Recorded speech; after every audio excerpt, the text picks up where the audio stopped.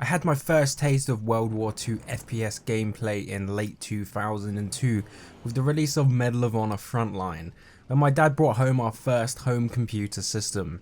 In fact, it was my first ever computer, PC game, let alone first person shooter. At the age of just 10 years old, I was lost in the game for weeks, playing through the campaign modes and also teaching me just a sliver of history of what World War II was like. My passion for the history and gameplay continued all the way up until 2006, when I got my hands on my own Xbox 360 console. The only game I was interested in was of course Call of Duty 2.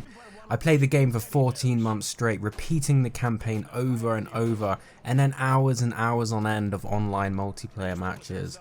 Let's just say Call of Duty 3 wasn't anything special. And ever since, I've been looking out for the next best thing when it comes to World War II gameplay. So when I found out about Day of Infamy, I was instantly intrigued and interested in all the possibilities of getting my hands on a great World War II FPS.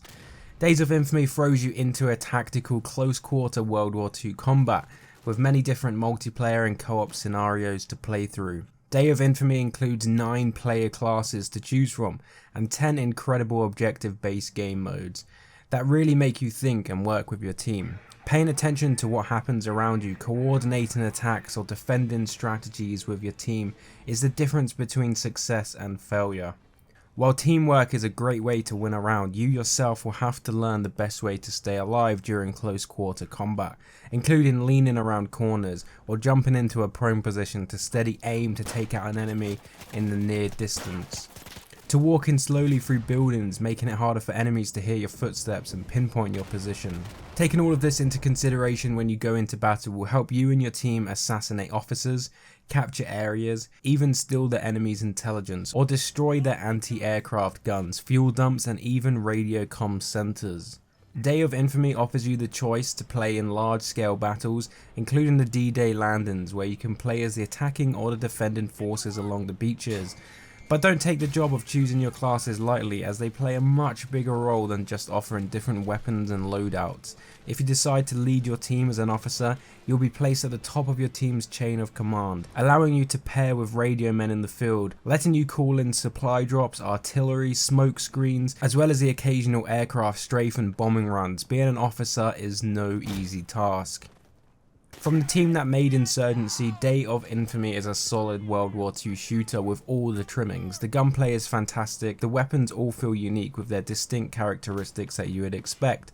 The weapons are weighty and will reward you for knowing what you are doing. The game is not easy, however, and will take you more than a few rounds to get used to using a new weapon or class.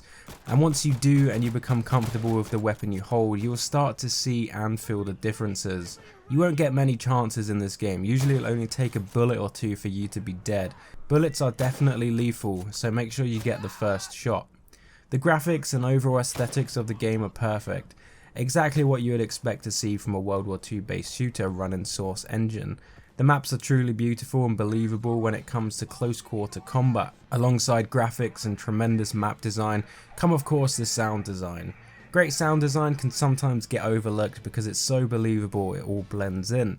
But I must tell you this, the sound in this game is phenomenal. From the small blasts of grenades or the earth-shattering explosions of a bombing run,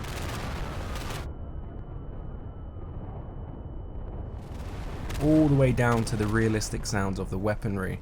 The bolt-action rifles in particular have such a satisfying ka-ching sound when reloading.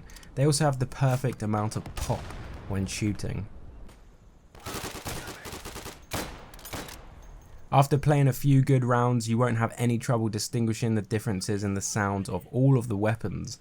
Along with the bang you will hear from an enemy grenade blowing up way too close for comfort. One more sound you will become accustomed to very soon will be the hissing sound of a smoke grenade. Smoke grenades play a huge role, well if you want to stay alive that is. The difference between making it to the next objective point and getting a bullet in the head can sometimes come down to great smoke placement.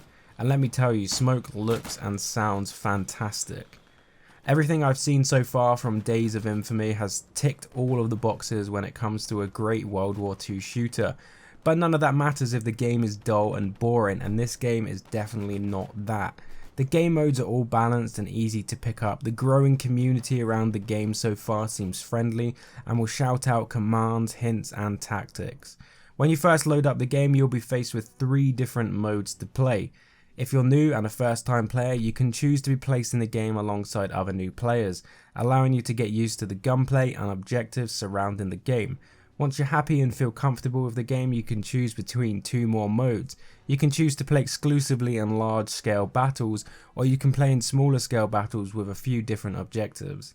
And if you simply can't decide between them, you can pick the 4th option and it will just throw you straight in to an already running server.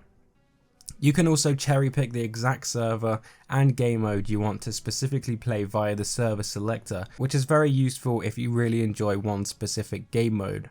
At the $16 price point the game currently sits at on the Steam store, I really can't see any obvious reasons why someone who loves the genre wouldn't want to try this out. It's fast-paced, close-quarter combat with great class and objective selection alongside fantastic graphics, map and sound design. And if that is just not enough, then you may be excited to hear the game fully supports mods and workshop integration, allowing you to experiment with a vast array of community created content. Models, textures, sounds and user interfaces can all be replaced, as well as introducing whole new maps, with over 500 mods already waiting to be used from the community, which have been released during the game's early access phase. So there we have it, an amazing game and an amazing journey. If you liked the review and you would like to enter to win a copy, make sure you come across to my community Discord to enter for a chance to snag the game for yourself. Also, if you'd like to support future reviews on Patreon, my link will be in the description. Every little helps and I appreciate all of my current donations over on Patreon. Once again, thank you so much for watching. I hope you found this helpful. If you did, please remember to drop a like and feel free to subscribe if you haven't already. And of course, I will see you guys in the next video. Thanks for watching.